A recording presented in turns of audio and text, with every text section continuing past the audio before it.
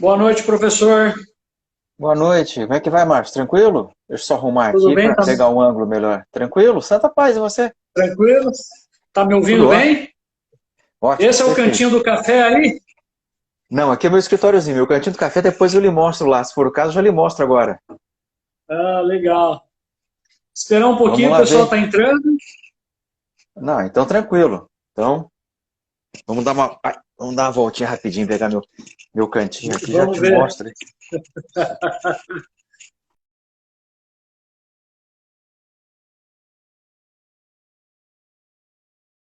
Ah, olha que bacana. Bacana. Não, aí tem todos os meus acessórios aqui, Legal. né? E ainda tenho mais coisa pro lado de cá, né? Aí tem todos Bacana. os acessórios, os utensílios, ó. Vou brincando aqui. Dá para brincar bastante. Legal, muito legal. Aham. Essa é a vantagem, né? E Oi? como é que tá Curitiba aí? Tá frio? Não, de manhã tem amanhecido aí com 10, 11, 12 graus, né? O pior foi Aham. semana passada que amanheceu 7 graus. Mas é, chega a 23, 24, quer dizer, tá uma temperatura de outono, literalmente, né? Aham. Agora, o tempo, Curitiba tá judiando a gente porque nunca fez tanto céu azul, tanto. De vez em quando, Deu uma falhada. não sei se a minha internet ou a tua aqui. Um abraço, Jane. É, Você também, tudo de bom. A minha acho tá que tá dando uma funcionando. falhadinha aqui. Você que é a Ó, o tua? professor James. Será que é a minha? Acho que não. Como é que tá aí, João? A minha tá normal. Fecha aí, filha. Tá normal?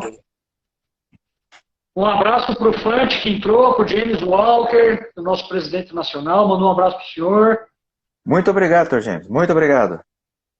O pessoal está entrando aí, está aumentando aí. Não, vai tranquilo, tem um tempo ainda, mas o que eu tava falando, então, Curitiba tá judiando, porque você conhece o clima aqui, não é dos melhores. Só que tem feito tantos dias bonitos, só porque nós estamos, não todo mundo, mas aqueles preocupados que estão de quarentena, estão falando assim, meu Deus do céu, isso é injusto, porque o tempo todo nós estamos passando por aquela tristeza de ver um céu azul bonito lá fora e você não poder ter essa liberdade para ficar brincando, entre aspas, lá com o céu azul. Pois Mas é. vamos. Eu tenho acompanhado também, eu vi que Cascavel, os casos aumentaram, mas também nada assim, acho que aparentemente tão assustador, né? Parece que agora estabilizou por aqui. A gente chegou a 61 casos. Entrou o Alexandre É. Bisotto na live, juiz em Goiás, doutor Panza, um grande parceiro Oh, nosso. muito prazer, doutor Alexandre. Seja bem-vindo aqui no nosso bate-papo. Olha a loucura do Márcio me chamar aqui, ele estava sem opção. Aí ele me ligou e falou: vamos enrolar o pessoal durante uma hora. Eu falei: vamos. Professor, acho que dá para a gente já começar o nosso bate-papo. Primeiramente, eu gostaria, em nome de Anacrim, em nome da Anacrim Paraná, agradecer pelo senhor ter aceito o convite. Para nós é uma honra tê-lo aqui. A Anacrim começou com esse projeto, toda essa situação que, de certa forma, nos distanciou, nos enclausurou de uma certa forma e fez com que nós tocássemos a vida de uma outra maneira, nós ainda podemos contar com a tecnologia para, de alguma maneira, poder se aproximar e a nossa intenção é justamente, através deste canal, fomentar o estudo, fomentar o debate e poder, né, esclarecer aí para as pessoas que nos acompanham, para os nossos associados, todas essas questões que envolvem o direito em meio a essa pandemia. Eu gostaria aqui de fazer uma breve apresentação do currículo do professor Pan.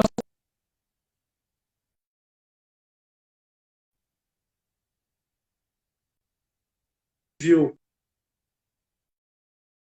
Ele é médico em Direito do Estado pela Universidade Federal do Paraná. Atualmente é desembargador do Tribunal de Justiça do Estado do Paraná, membro da 5ª Câmara Criminal, foi eleito membro para o órgão especial no biênio 2019-2020, é também professor do Centro Universitário de Curitiba e da Escola da Magistratura do Estado do Paraná. O professor Panza tem um vasto currículo, autor de diversos artigos, participação em obras, É uma grande honra realmente tê-lo aqui conosco, professor Panza. Bom, nós combinamos essa live para que você possa falar um pouco para nós sobre como que o Tribunal de Justiça, diante dessa pandemia, está funcionando, quais são os novos desafios que foram impostos, mas sobretudo aqui no Paraná. Então, acho que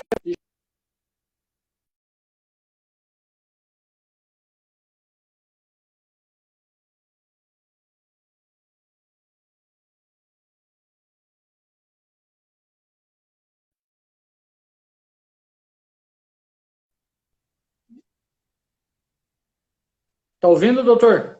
Eu vou trocar de rede, Márcio. Eu não sei se é a minha internet ou se é a sua. A sua tá boa? Tá. Só um A minha minutinho, eu deu vou. uma travada agora, mas voltou. Ah, é? Ah, então tá. Eu vou Vamos ver. deixar, porque eu tô receoso porque eu tô achando que foi a minha, porque. Vê se pode. Eu assinei a minha internet, já tem anos que eu tenho, e esses dias atrás eu pedi para aumentar para 150 mega a velocidade. Eu não sei se Uhum. eles entenderam errado e colocaram 1.5, não sei, erraram o número. Mas eu vou te falar uma coisa, tá difícil, Acontece. porque. Não, eu tinha 100 mega, pedi para 150, que era o mesmo preço, mas ela está Uhum. oscilando muito. Na verdade, não sou só eu, está tendo um problema muito grande até.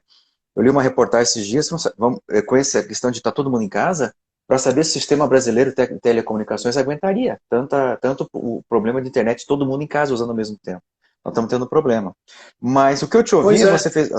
Agradeço a apresentação, houve alguns cortes, né? Mas eu ouvi e você disse que a pretensão é conversarmos ao longo dessa hora sobre que medidas o Tribunal de Justiça, me corrija se estiver errado, foi que eu consegui entender, porque Uhum. houve corte, né?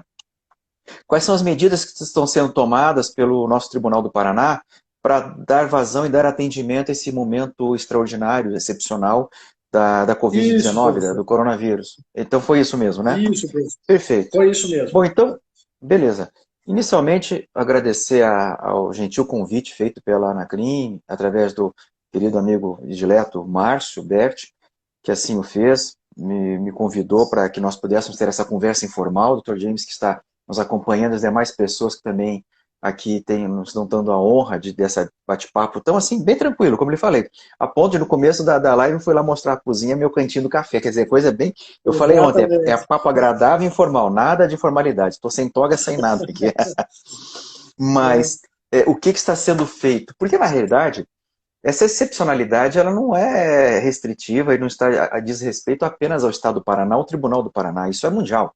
Quer dizer, eu estou falando, eu tô Exato. chovendo no molhado, nós estamos acompanhando uma crise pandêmica do último século sem precedentes. Por mais que se fale em coronavírus, Exatamente. H1N1, etc. e tal, nós sabemos que a última grande pandemia foi em 1918, com a famosa gripe Isso. espanhola, que no fundo nada mais era do que H1N1 na época.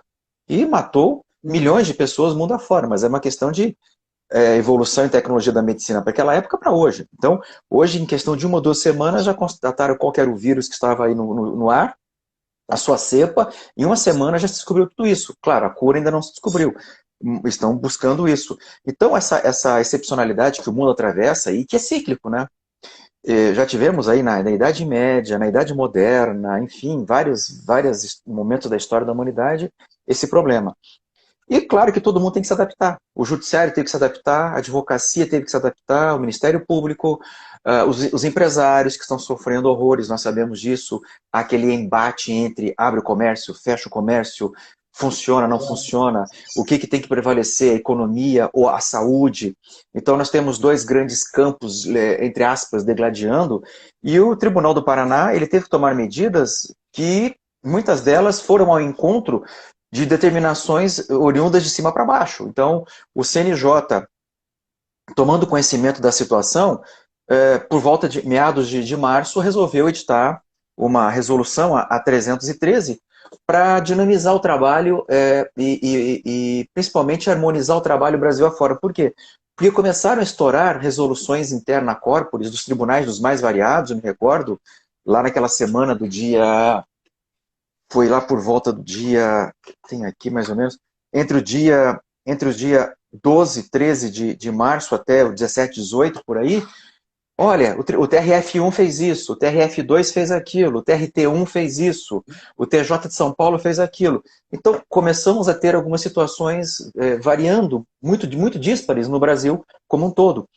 Então, o CNJ ele interveio e disse, olha, vamos editar um ato normativo para isso. E aí nós tivemos a resolução 313, agora de março, que, claro, todos nós sabemos quais são as medidas. Suspendeu os prazos processuais, era uma necessidade para os advogados, isso aí eu concordo plenamente. Eu tenho alguns advogados amigos meus aqui em Curitiba, e um, inclusive, no desespero, chegou a falar para mim, Panza, pelo amor de Deus, liga para o presidente, pede para baixar o ato para suspender, porque eu estou com 2 crianças dentro de casa, eu não estou conseguindo cumprir prazo. Então, foi uma questão familiar. Ele disse, eu estou com 2 crianças pequenas, a minha esposa é médica, ela sai todo dia para ir para os postos e tudo mais, eu fico com os 2 pequenos, assim, ensinando 1 ano e meio, 6 anos, e ele não conseguia. Eu falei, o que eu faço? Eu tenho que dar atendimento, eles estão em casa e eu tenho que trabalhar. Mas nem foi preciso, porque eu disse para ele, olha, se eu não me engano, no dia de hoje foi editada a resolução.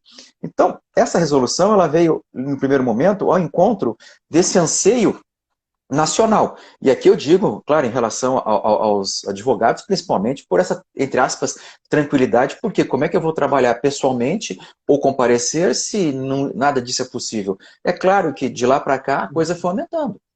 O isolamento social começou a ser uma realidade, o uso de máscara começou a ser uma realidade, enfim, medidas de saneamento para tentar combater, e nós sabemos que os números estão aumentando dia após dia, é só chegar no fim do dia, você liga a televisão ou entra num site e você vê quais são os números atualizados. O Brasil está perto de 3 mil mortes oficiais. Oficiosas, eu acho que já tem muito mais. Nós sabemos que tem uma subnotificação muito grande em cima disso. Então, o Tribunal do Paraná já estava tomando algumas medidas ao longo daquela mesma semana, quando veio a resolução. Ele estava já se preparando, houve uma resolução interna do Paraná para não brigar, mas no primeiro momento para que o teletrabalho começasse a ser uma realidade, principalmente as pessoas de risco, grupos de risco dentro do tribunal. Profissionais, servidores acima de 60 anos, que têm hipertensão, etc, etc e tal. Ele começou, o presidente nosso, o desembargador Xisto, que por sinal é aniversário dele hoje, né? Opa, um abraço pro Xisto. Mas, então tá valendo para ele, vai chegar aos ouvidos dele, tá? Comemorando mais um ano de vida. Ele já tomou as primeiras providências, mas na sequência o CNJ regulamentou de maneira uniforme. Então, qual que era a preocupação? A preocupação era a suspensão dos prazos processuais, e a preocupação era a questão do ambiente presencial.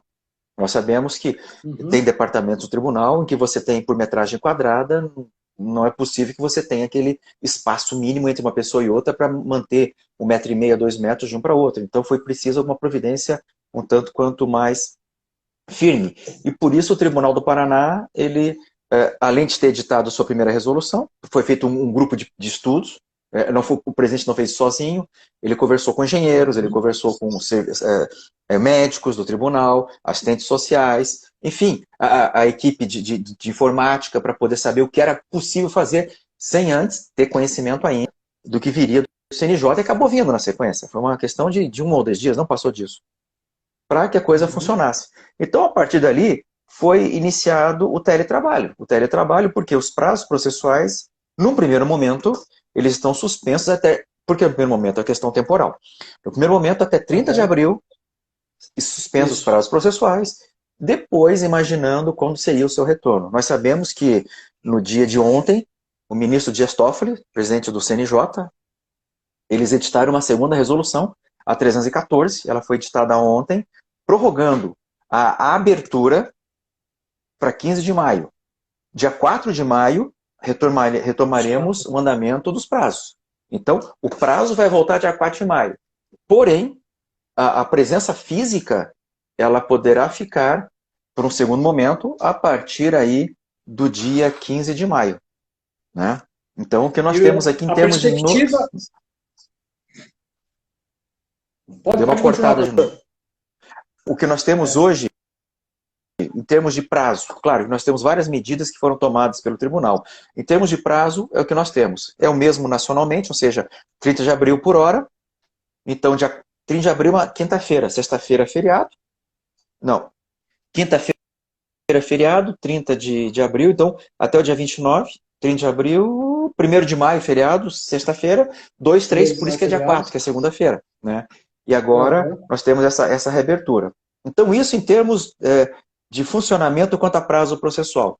É claro que nesse período em que os prazos não estão correndo, que a atividade ela está parada. Eu não sei se sistematicamente até a nossa própria associação, ela tem lançado, tempos em tempos, os números em termos do que fora feito, em termos da produtividade. Então, o último levantamento, ele data da semana passada, porque ontem foi feriado, segunda-feira, então, um dia de trabalho, mas enforcado entre o domingo e a terça, então não houve ainda uma atualização de números. O que nós temos é da semana passada. E de acordo com a semana, mais de 700 mil atos judiciais praticados. Né? Decisões, quase 420 mil decisões proferidas, tanto em primeiro grau quanto em segundo grau. Aí a pergunta que vem, peraí, mas não está suspenso? Eu digo isso para o leigo, né? Não para nós que sabemos o funcionamento. O leigo pergunta, você está suspenso, o que vocês estão fazendo? Suspendem-se os prazos. Mas o que é possível decidir, se decide, porque não dá para parar. As liminares, por exemplo, elas estão pipocando a toda hora. O número de habeas corpus que nós temos recebido, que eu estou numa Câmara Criminal, ele mais do que duplicou de um período normal para esse período agora da pandemia. Claro que por conta de várias situações. E nós sabemos que a principal delas é aquela recomendação 62 do CNJ com relação à preservação da saúde dos presos, provisórios ou definitivos, o que está sendo feito. Mas então, voltando nessa questão temporal, Márcio, a situação é essa, os prazos estão suspensos, mas estamos trabalhando. Distribuição de recursos, distribuição de processos, arquivamentos de feitos, despachos proferidos dos mais variados, na área civil, na área de família, área criminal. Totalizando esses números, semana passada, 760.841 até o dia 15 de abril, que foi na quarta-feira, semana passada. Essa semana deve atualizar. Acredito eu que certamente já estamos perto de 800 mil atos praticados. Inclusive o CNJ tem feito... Fale. Não, só para complementar, eu mesmo impetrei um habeas corpus durante a pandemia, com os prazos suspensos, na 5ª Câmara, que o doutor faz parte, mas o doutor não estava no quórum. Eu impetrei, teve apreciação de liminar, parecer da Procuradoria e julgamento, inclusive durante todo esse período. Inclusive, eu gravei sustentação oral, coloquei a sustentação oral no sistema, né, então o que demonstra que realmente o tribunal, de certa forma, está funcionando. Não, ele está funcionando e te digo mais. Aumentou a produtividade mais do que um período normal. Em torno de... a gente sente isso no Projude. Em torno de mais ou menos, é claro, eu não tenho dados aqui exatos, mas eu vou lhe dizer que a produtividade do Paraná aumentou em torno de 30%. Mais ou menos, nesse período. Aí você pergunta, pera, então o pessoal é preguiçoso e não trabalha, agora resolveu trabalhar? Na realidade não é isso. Primeiro, o que conta? E eu digo isso na experiência própria que eu tenho vivido. Inclusive, acho que eu vi na hora que passou ali, um dos que entraram foi um assessor meu, o Vitor, não sei se ele continua ali dentro, se ele saiu. O que aconteceu? Os meus assessores estão em casa tanto quanto eu estou. Eu só saio para eventualidades, eu tenho do tribunal uma vez por semana para molhar minhas plantas, senão ninguém molha, vai morrer tudo lá, né? Então eu tenho ido lá e para trocar livros. Porque eu estou aproveitando que além de trabalhar, eu estou escrevendo. Eu tenho que entregar até o final do mês agora um capítulo de um livro que vai ser publicado. E estou escrevendo um outro livro de hermenêutica, mas esse vai ficar para o ano que vem. Suspenderam, era para esse semestre, mas em virtude da situação, a instituição mantenedora aqui, ela jogou para o começo do ano que vem essa publicação. Então, até para mim foi até melhor que me dar um fôlego. Mas, enfim, então eu tenho ido semanalmente lá no meu gabinete só para molhar as plantas e trocar meus livros, né? Tirando isso, o que é que você faz? Nós, ficamos em casa. Então, os meus assessores estão em casa e trabalhando praticamente full time. Só sai talvez a um supermercado ou algo diferente. Então, eles estão tendo mais tempo, porque não tem deslocamento. Não tem, em tese, o horário do lanche lá no tribunal, algo nesse sentido. Então, tudo isso está sendo jogado para a produção. E tanto é que eu tenho ficado, sistematicamente eu tenho ficado de manhã, de tarde, de noite no computador. É claro que não só por conta do judiciário, porque, como você disse, eu sou professor, então também me aumentou muito a atividade docente. Eu estou gravando aula, Isso é verdade.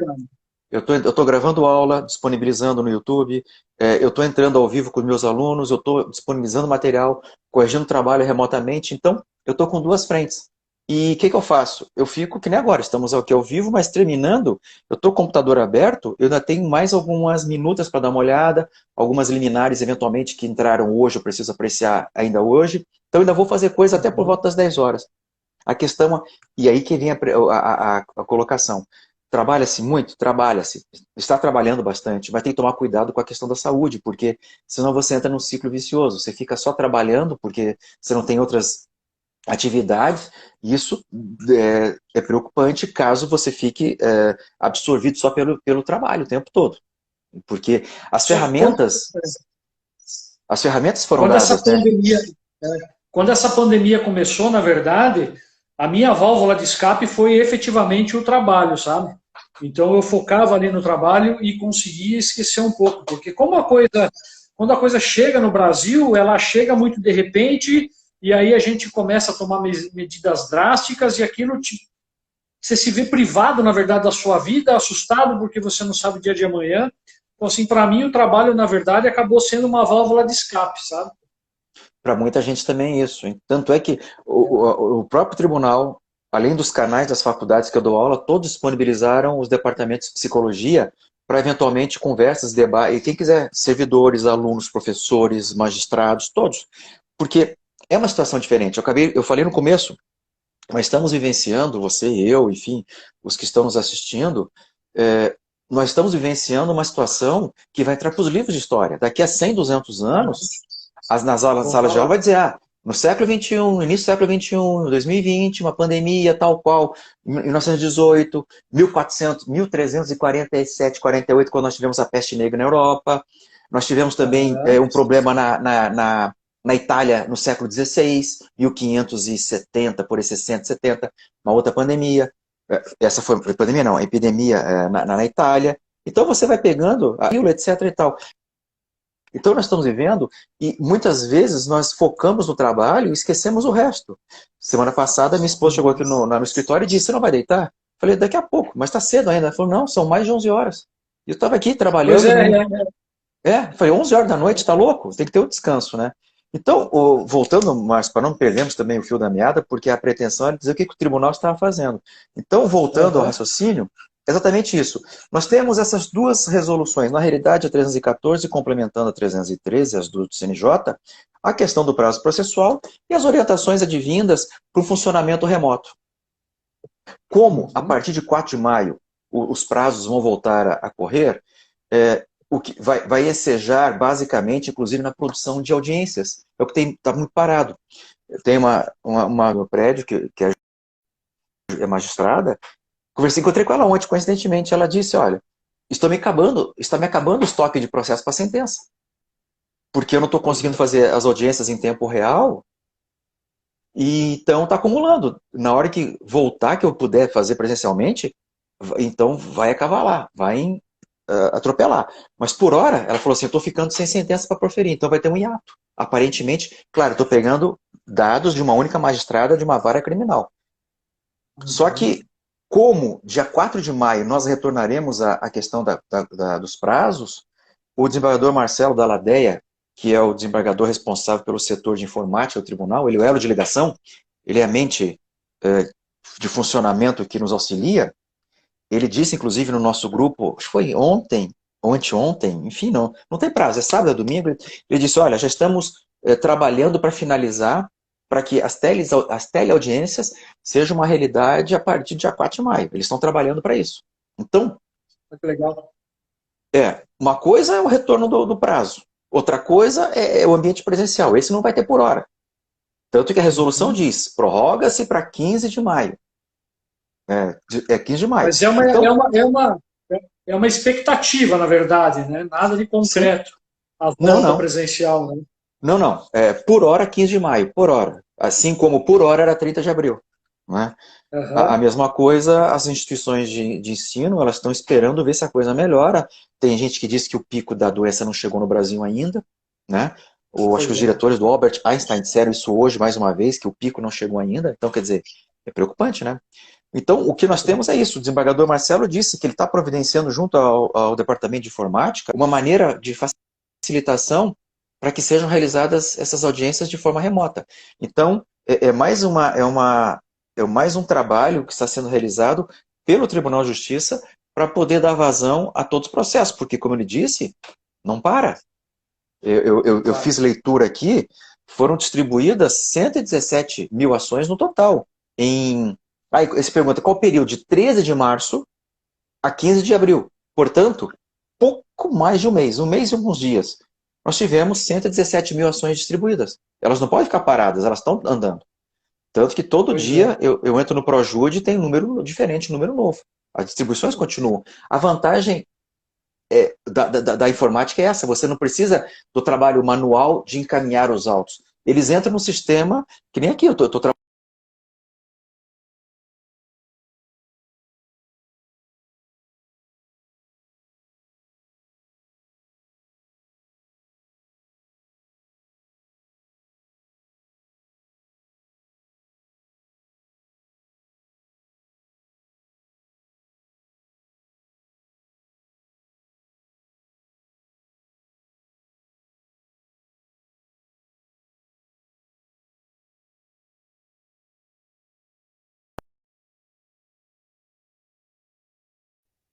Está me ouvindo? O pessoal está me ouvindo aí?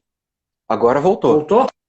Voltou. Ué, Vamos lá, o senhor estava falando de 117 mil ações ajuizadas da metade de março.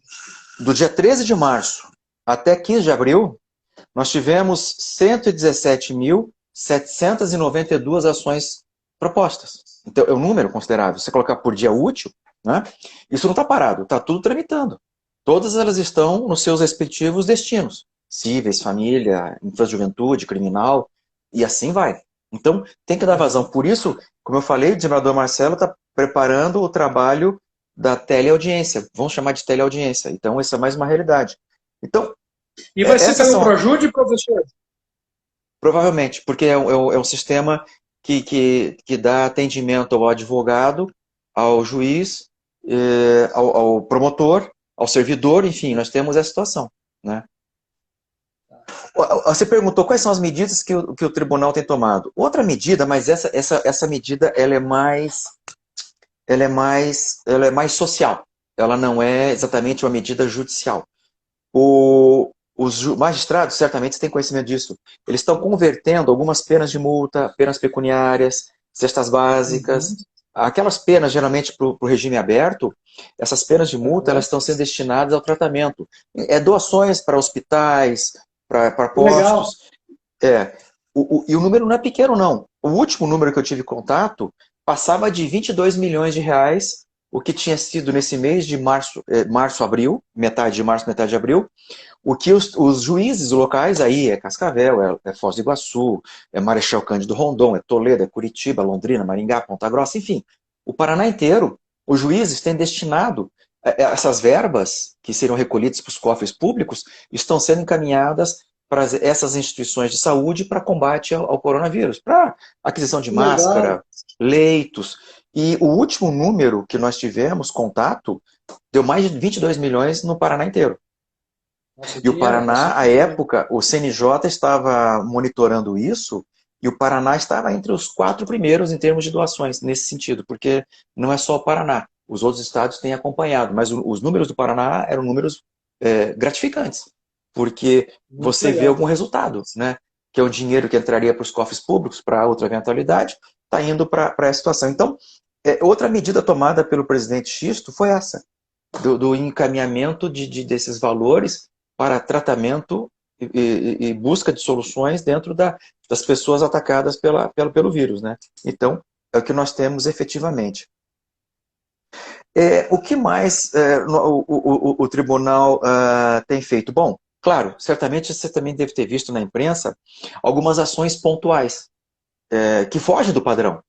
Nós tivemos um caso emblemático em Umuarama, a questão de umas 2 semanas atrás, mais ou menos. Isso, toque de recolher que o prefeito fez, um cidadão de Umuarama entrou com habeas corpus, Eu vi uma decisão do Zé Maurício, né?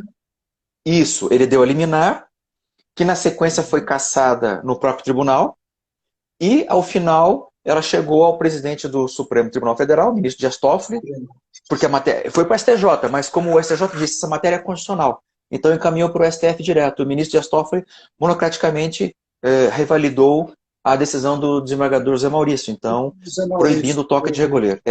Então, é uma situação que você não teria no dia a dia, toque de recolher, porque geralmente é muita ideia de estado de sítio, estado emergencial, você não tem no dia a dia isso. Né? É que realmente um decreto de um governador, de um prefeito, no sentido de obstar o direito de vir, é complicado. Né? Nós tivemos também, além disso...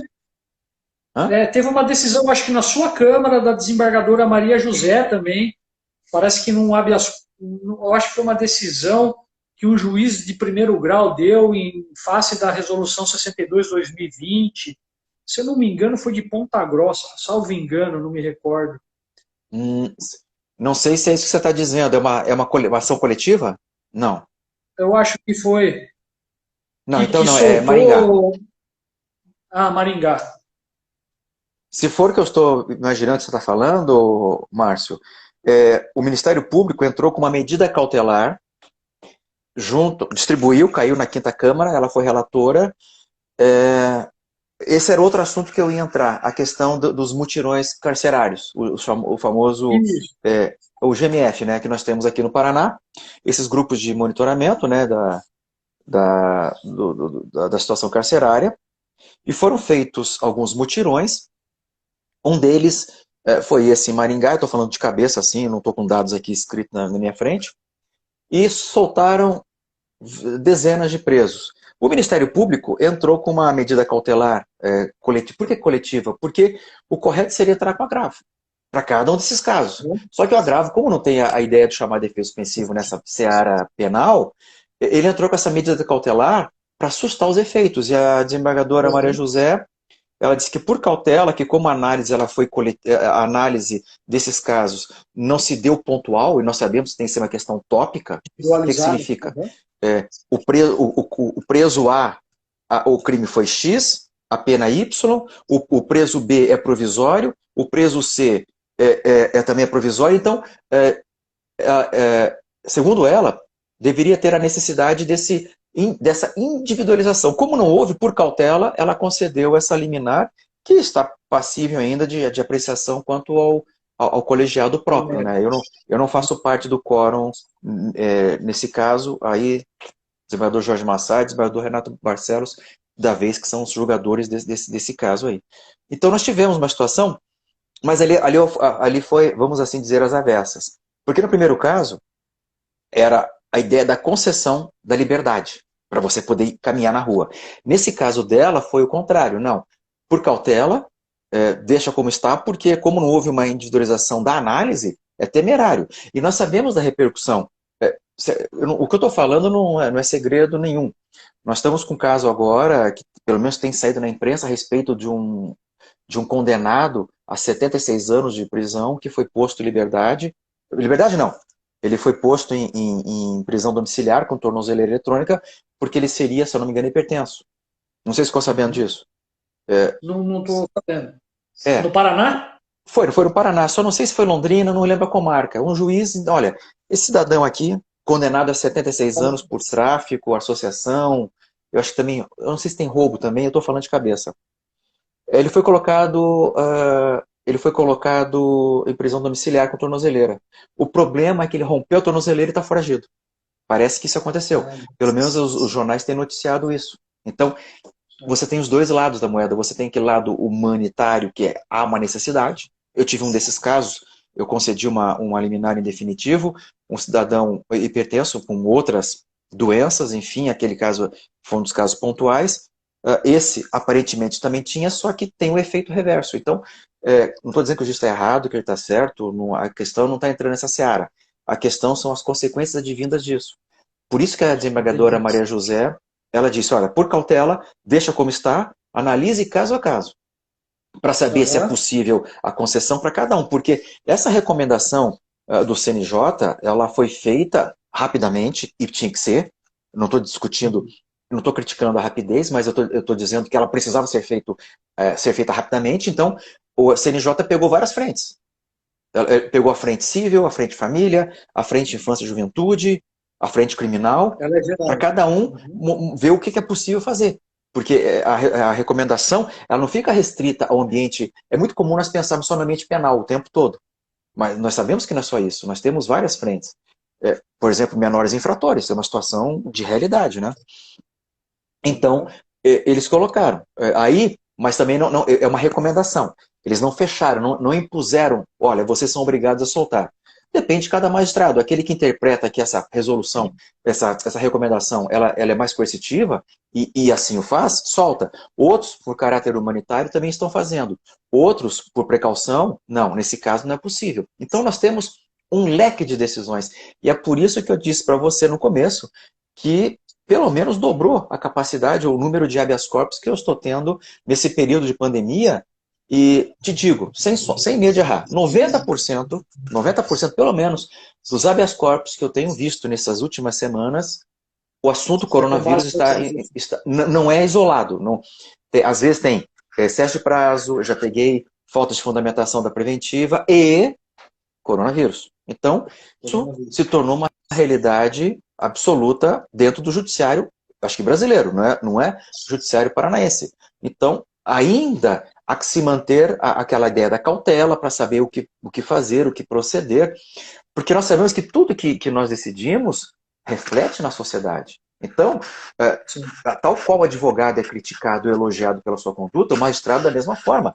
Nós sabemos, Márcio, da nossa profissão, vamos colocar nossa profissão justiça, você, eu, os promotores, delegados, nós sabemos que existem os críticos de plantão, os apreciadores de plantão e assim por diante. Então, toda e qualquer decisão judicial, principalmente porque está na ponta final, é porque é melhor? Não, porque é o modelo brasileiro, e não só brasileiro, muitos países do mundo adotam. Você tem uma escalada de atos para chegar numa decisão final. E cabe ao Poder Judiciário. Bem ou mal, eu me lembro que o professor Clemerson, quando eu fazia quando eu fazia mestrado, ele disse, olha, não é que é o melhor ou pior, é o modelo. Alguém tem que dar a palavra final, senão vão ficar mais ou menos aquela regressão ad infinito dos gregos na filosofia pré-socrática. Uhum. Eles jogavam na infinitude das coisas, não tem. Né? Onde é que vai terminar? Não vai. Então nós temos que tomar cuidado com a repercussão dessas decisões. E elas são passíveis de crítica. Essa desse magistrado está sendo criticada. Assim como certamente foi elogiada por alguém. Da mesma forma como a decisão da desembargadora Maria José foi elogiada por alguém e foi criticada por outro, porque nós sabemos que nós somos passíveis de todo esse ambiente. Portanto, essa questão da cautela, ela é necessária, porque todo esse processo interpretativo, ele começa na hora que o próprio CNJ, quando fez a resolução, interpretou uma situação. O advogado, em nome do seu cliente, também interpreta a situação que é interpretada pelo cliente e que depois é interpretada pelo magistrado. Então, a melhor obra para apontar isso é aquele famoso livro do professor Peter Hebel, Hermenêutica Constitucional, A Sociedade Aberta dos Intérpretes. Ele diz que há uma cadeia sequencial de interpretações. Né? Então, nós temos que observar que é assim que funciona. Portanto, até agora, do que nós conversamos, todas essas medidas que foram tomadas pela presidência do tribunal, com maestria, aqui fico registrado, deixar registrado o meu voto de louvor ao desembargador Xisto pelo trabalho árduo que a cúpula tem feito, não apenas ele, o desembargador Wellington na vice-presidência, o desembargador Zé Laurindo na segunda vice, inclusive, com um projeto agora se preparando para a questão do estouro das recuperações judiciais. Então a segunda vice tem feito um trabalho já, eu diria, preventivo para isso. A corregedoria, desembargador Zaniceto, desembargador Nicolau, todos correndo para tentar deixar a coisa mais normal possível dentro dessa anormalidade que nós estamos vivendo. Então o Tribunal do Paraná, ele tem feito isso. Tanto que outras situações, eu falei dessa questão pontual do caminhar, do ir e vir de Umuarama, nós temos mandado de segurança, aberturas ou não de lojas, dizendo a minha loja é essencial, tal qual a outra é essencial, porque nós sabemos que os governadores, principalmente os prefeitos, têm colocado essencial. Ô Renato, como é que tá essa força, guri? Tranquilo? Eu tô vendo o Renato ali, acho que entrou. Não tem o que fazer, Renato, não perca tempo. Então, você tem exatamente isso, a questão da essencialidade. Nós temos também habeas corpus, que foi proposta a questão de praia, Parece que também em Guaratuba, né? Caiu com o Zé Maurício também. Sim, ele está sendo agraciado com os casos mais relevantes, né? É que cai na segunda Câmara porque essas matérias envolvem Cai na administração segunda pública. Câmara. Então, cai na segunda Câmara, né? Porque a minha Câmara é o primo pobre. Se a gente fica lá com esses crimes aí chiques, né, vamos entre aspas, né, da administração, é só a segunda Câmara, que eles estão lá se rebolando para resolver. Teve até uma decisão, que foi? Eu acho que era... Ah, tá aqui, ó. Rampa Náutica. Um condomínio resort de Porto Rico, município com diversas praias de água doce situadas às margens do Rio Paraná, buscou a justiça para que os moradores do local tivessem acesso à rampa náutica exclusiva do empreendimento. Em um mandado de segurança, o condomínio questionou o decreto municipal 3702/2020, que, diante da pandemia, proibiu a realização de atividades não essenciais na cidade, como o acesso às rampas instaladas à beira do rio e serviço de transporte de embarcações aquáticas, né?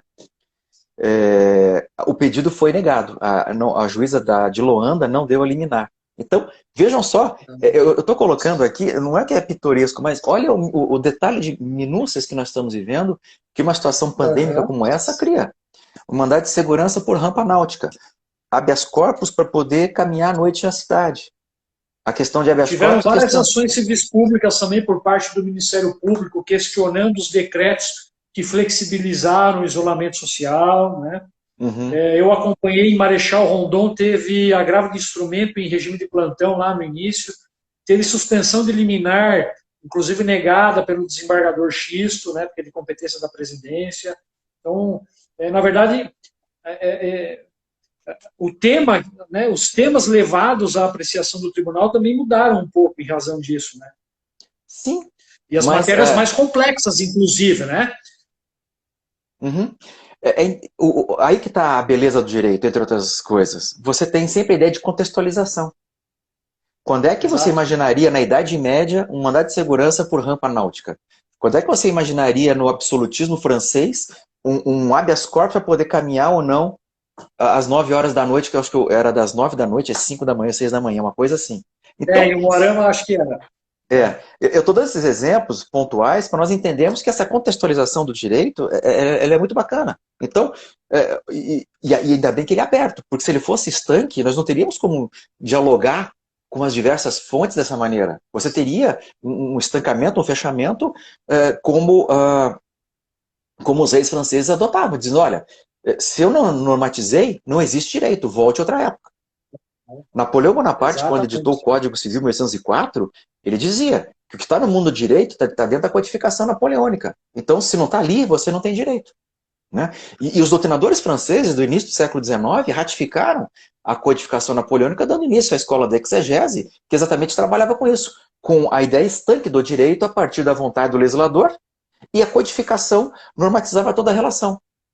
Então nós temos uma mudança muito grande já para o século XXI. 2020 vai ser um ano marcado por muitas mudanças. E uma delas é essa adaptação do direito às novas mudanças sociais. Porque é mais ou menos aquilo. O que vem primeiro? O fato ou a norma? Né? Tem uma obra bem interessante do professor Pietro Berlingueri, um doutrinador italiano, já está traduzida para o português, Perfis do Direito Civil. Ele diz, o que vem primeiro? É mais ou menos a comparação, o ovo ou a galinha. Ele diz, não dá para saber o que vem primeiro. Porque muitas vezes os fatos antecedem as normas. Mas tem muitas vezes que o legislador consegue antecipar, na sua visão de futuro, uma situação como essa.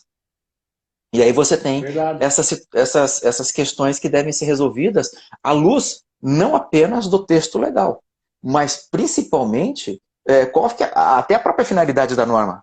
Então, todas essas medidas administrativas tomadas pelo CNJ, a questão da recomendação 62, a questão da resolução 313, a questão da resolução 314, os decretos e os atos interna corpus praticados pelo nosso presidente, todos eles baseados em situações de necessidade de adaptação do ambiente administrativo para que dê resultado no ambiente judicial. Porque, eu te falei, nós estamos aqui com um volume grande de decisões, das mais variadas. E todas elas têm que exatamente ter uma ligação íntima entre fato e norma. Aqui, parafraseando Miguel Reale, você tem que ter o valor. Então, teoria tridimensional é fato e normas. o valor ele está sendo agregado na medida em que você tem adaptações de momento. E essa é uma adaptação de momento que nós estamos vivendo. Talvez daqui a 5 ou 10 anos você não tenha. Ah, não, isso aqui já ficou passado, é um caso pontual que não se amolda, né? É mais ou menos uma situação que caberia no 2020, mas não vai caber em 2025 ou 2030. Então nós temos o tempo todo, sim, as modificações. Professor, pegando o gancho, né? O senhor disse que 2020 é um ano que ficará marcado, muitas mudanças no direito. Eu tenho me preocupado muito com essa virtualização da vida real, né? No âmbito jurisdicional, será que corremos o risco desse ambiente virtual, teleaudiências, sustentações orais virtuais, julgamentos virtuais, será que corremos o risco disso se tornar a regra e não a exceção? Qual é o prognóstico? Como é que vocês de dentro enxergam isso? Essa questão é bem interessante porque parece uma coisa meio futurista, dá a impressão que nós estamos falando de ficção científica. A questão do advogado remoto, do juiz remoto, da inteligência artificial. Eu digo a você que vai ser, não digo talvez no ano que vem, ou 2025, mas talvez daqui a 15 ou 20 anos, nós tenhamos um aumento exponencial dessa produção virtual. Eu vou dar um exemplo. No ano passado, 2019, a Eslovênia, um país lá na Europa, um pequeno país, a Eslovênia, estava fazendo testes com juízes robôs, juízes artificiais, que eles estavam produzindo decisões de questões mais simples. Então, não era qualquer questão, não era uma ação penal, um mandado de segurança, vamos usar expressões corriqueiras do Brasil para nós entendermos, ação civil pública, não. Às vezes um alvará ou algo nesse sentido, os juízes robôs remotos estavam dando decisões. E nós sabemos que, talvez que isso aí, vários escritórios de advocacia têm trabalhado com essas inteligências artificiais para poder mapear o entendimento de uma corte, mapear o entendimento de uma vara, de uma câmara. O desembargador Xisto, ele tem trabalhado já com inteligência artificial. Ele tem trabalhado com inteligência artificial, não ainda para alcançar o cognitivo do magistrado. Isso ainda vai demorar um tempo, ainda bem que até lá eu não estou desempregado. Né? Mas é uma questão de tempo você ter que os robôs, eles vão... Quando eu falo robô, não vamos imaginar uma carne e osso ele caminhando por aqui. Os computadores, robôs que vão fazer esse... É um programa. Né? O presidente X já tem feito isso. O Supremo já tem isso. Tem. No Tribunal do Paraná também já tem esse mapeamento. Ainda vai demorar um pouquinho para você ter a subjetividade do julgador. Ainda a inteligência não chega nesse ponto porque nós sabemos que essa inteligência artificial ela ainda não é dotada de sentimento. Ela não é dotada ainda de uma certa noção de emoção. E teve um caso paradigmático do Supremo Tribunal Federal de vários anos atrás que foi relator o ministro Celso de Mello. Era um caso de uma... como é que faz tempo que eu me lembro. Era uma enfermeira do Rio de Janeiro que contraiu uma doença no interior do hospital. Um vírus ou uma bactéria, acho que era um vírus, ela contraiu, ela estava grávida e afetou o cérebro, o feto, de tal maneira que ele nasceu com todas as deformidades possíveis. Ela entrou com uma ação indenizatória contra o estado do Rio de Janeiro, acho que era o estado do Rio, buscando um pensionamento provisório até que se julgasse o mérito. Ela queria um pensionamento para cuidar da criança. A resposta foi negativa. Essa matéria chegou ao Supremo Tribunal Federal. E o ministro Celso de Mello foi o relator. Ele disse, né, mais ou menos as palavras, o direito não é feito só de leis ou de normas ou de objetividade. O direito é feito de sentimentos. Sem emoção não existe o direito. E dizem que até ele se emocionou nesse caso, inclusive chorou na sessão, concedendo essa pretensa liminar que ela queria um pensionamento, que era uma tutela antecipada na época. Né? Então nós sabemos que tem essa parte. Tem um doutrinador já falecido, ele é filósofo dessa área de argumentação jurídica, eu chamo de filósofo por ser pensador, Neil McCormick. Ele tem uma obra, Tratado sobre Argumentação. E ele diz nessa obra, uma das suas passagens, que não existe direito sem emoção. Não exatamente nessas palavras, mas a ideia é essa. Não existe direito sem emoção.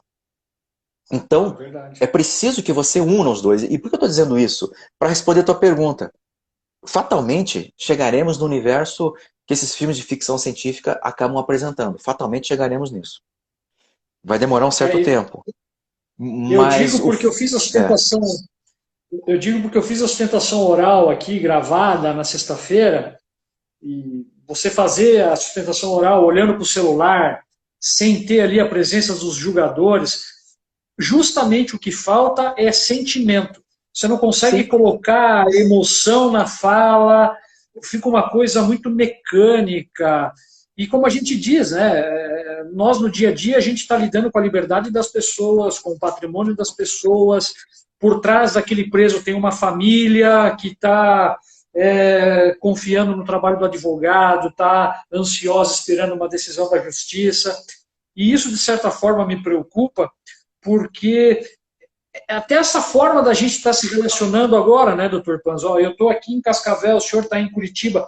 Esse distanciamento, por mais que a gente esteja de alguma forma próximos por conta da tecnologia, nada como estar ao lado, poder abraçar, poder conversar.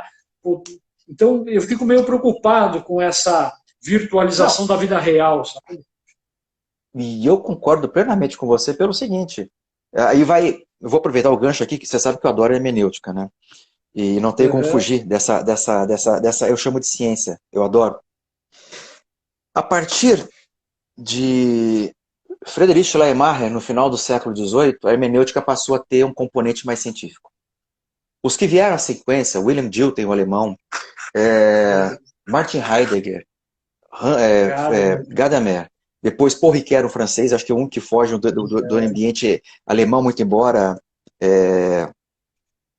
Schleiermacher tivesse acho que nascido na Polônia, mas de qualquer forma ele acabou depois indo para a Alemanha, se eu não me engano. Mas enfim, todos eles trouxeram a emoção para a hermenêutica.